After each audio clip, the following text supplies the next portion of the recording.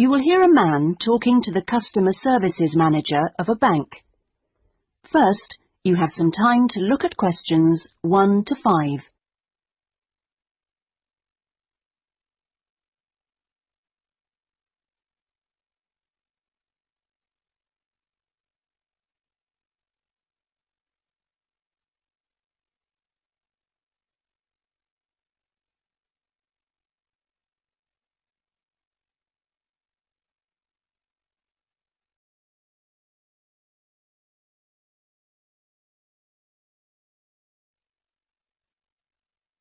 You will see that there is an example that has been done for you.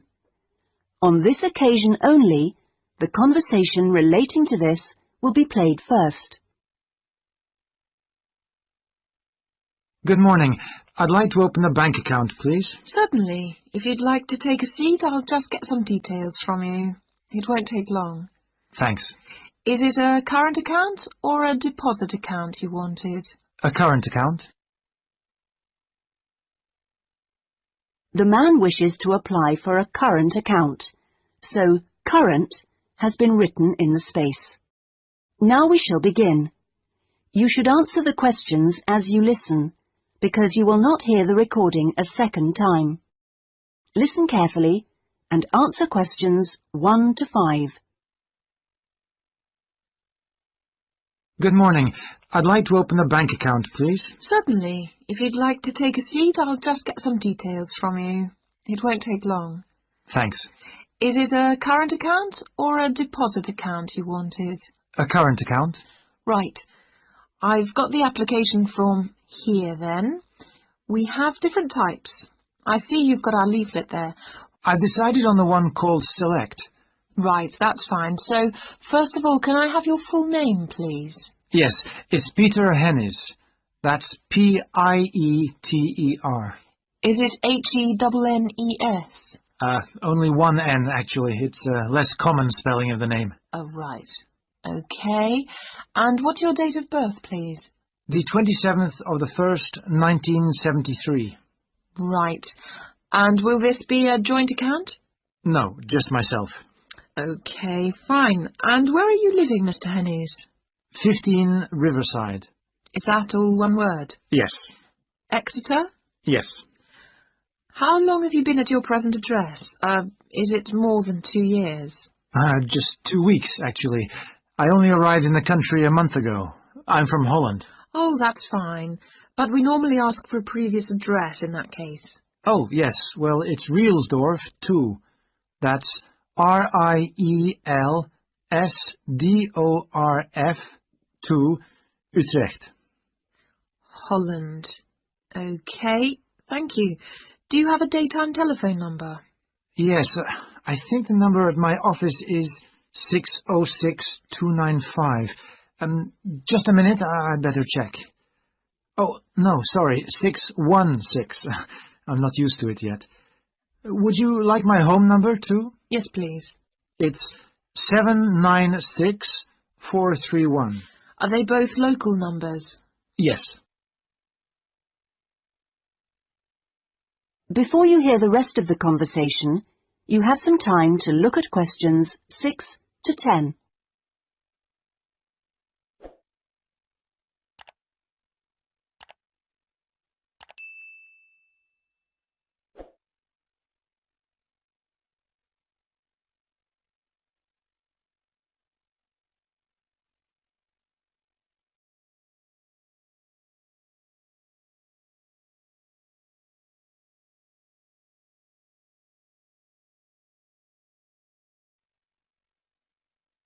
Now listen and answer questions 6 to 10.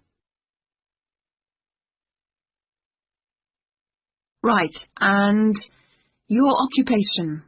Well, I'm in Britain as a project manager, but that's not my main job. I'm an engineer by profession. I see. I think I'll put that then. It's shorter. Now, we usually ask for a piece of information which we can use to check your identity for security reasons. You know, if you phone us. Like my wife's first name? Mother's might be better. It's less likely to be known. Okay, hers is Siti. City? Yes, S-I-T-I. It's Indonesian. Fine. And how much would you like to open your account with? We usually ask for a minimum sum of £50. That's about €75. Well, I'm going to transfer €2,000 from my Dutch account, just till I get paid. In fact, I wanted to ask you about that.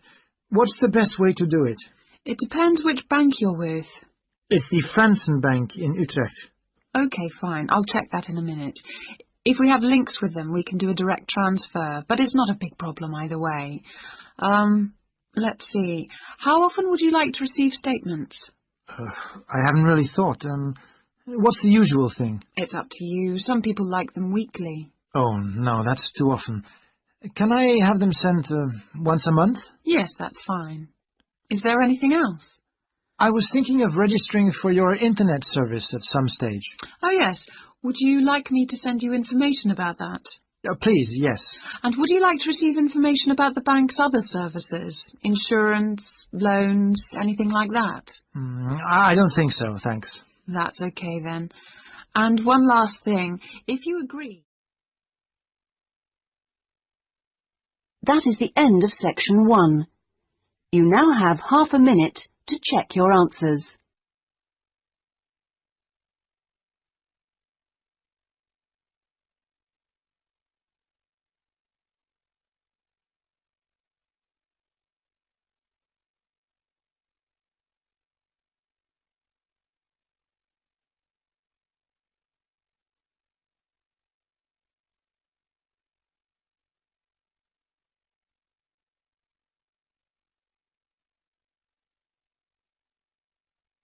Now turn to section 2. Section 2. You will hear a guide giving visitors to a country house information about the house and gardens. First, you have some time to look at questions 11 to 13.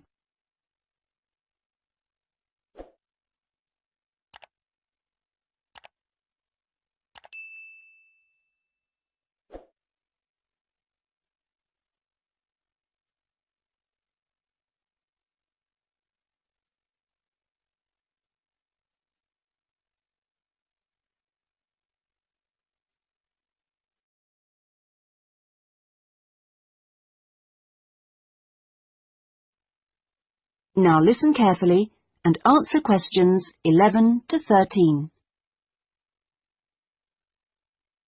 Welcome, everybody, to the lovely house and gardens of Rosewood, once the home of the famous writer Sebastian George. He bought the house in 1902, although he had first seen it 2 years earlier.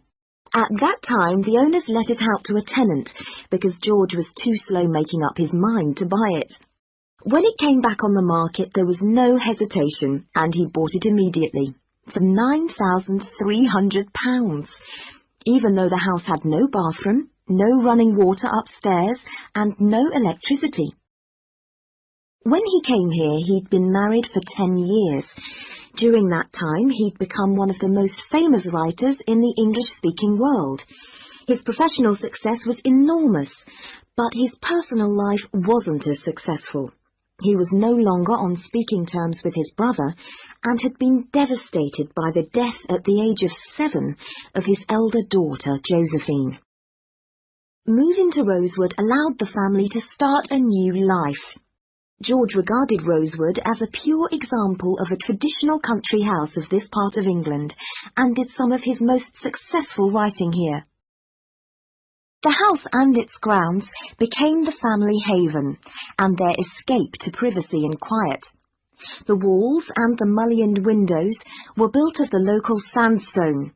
The tiles on the roofs and the bricks of the chimney stack were baked from local clay, and the wooden structures inside came from oak trees which grow around here. Before you hear the rest of the talk, you have some time to look at questions 14 to 20.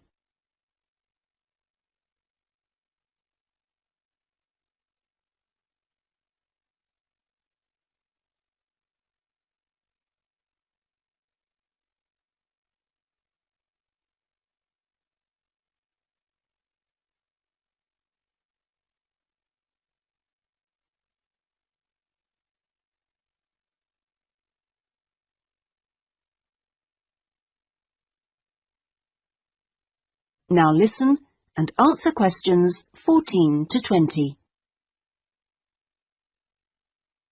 Now, please look at the map I've given you of the house and gardens.